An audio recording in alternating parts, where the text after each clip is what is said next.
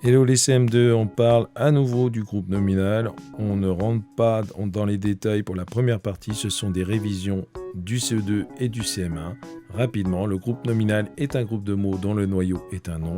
On a deux types de noms, les noms propres et les noms communs. Les noms propres qui désignent des choses ou des personnes en particulier. Je te rappelle que le nom propre prend une majuscule, Nathan, Paris, le Rhône, et les noms communs qui désignent des choses ou des personnes en général. Devant un nom commun, on a toujours un déterminant. Attention, c'est pas parce que les noms communs ont toujours un déterminant que les noms propres n'en ont jamais. Tu vois, le Rhône a un déterminant, et pourtant c'est un nom propre. Un élève bavard, notre belle capitale, et selon fleuve, avec dans le groupe nominal, j'ai mis d'autres mots. Là, ici, il y a des adjectifs. C'est pour te montrer que le déterminant est devant le nom. Il le précède, mais il n'est pas juste devant le nom. Il peut être un peu plus loin. Tu vois, notre belle capitale, entre le déterminant et le nom, on a un adjectif. Si tu as un petit peu de mal avec les déterminants et les noms, je te conseille de revoir les leçons de Maître Jack ou de remonter dans ton classeur de CM1 pour voir ce qu'on avait fait l'an dernier. Nous, aujourd'hui, on va s'intéresser aux pronoms.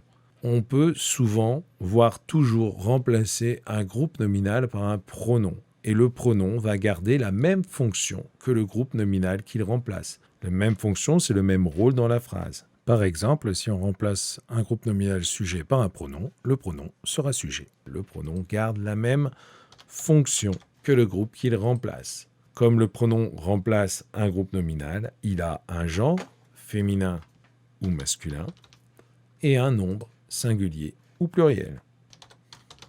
On fera très attention parce que quand on remplace un groupe nominal par un pronom, le pronom n'est pas forcément à la même place que le groupe nominal qu'on a remplacé. Souvent, le pronom vient se placer avant le verbe. Melvin et Yola sont heureux. On va remplacer le groupe nominal Melvin et Yola. C'est un groupe nominal sujet. On va le remplacer par un pronom. Et ça, tu les connais bien, les pronoms sujets. Ils sont heureux. Il, c'est un pronom qui remplace Melvin et Yola. Et il reste sujet, bien évidemment. Et le pronom sujet, c'est facile parce qu'il garde la même place que le sujet. Salomé va au cinéma. On va essayer de remplacer ce groupe qui est un complément circonstanciel de lieu. Il indique un lieu.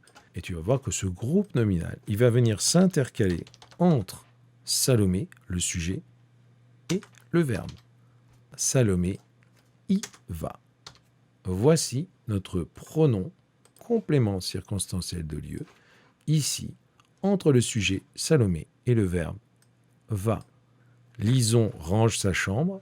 De la même façon, le pronom qui va remplacer le COD, la chambre, va venir se placer entre le sujet lison et le verbe range. Lison la range. Et là, c'est un pronom COD.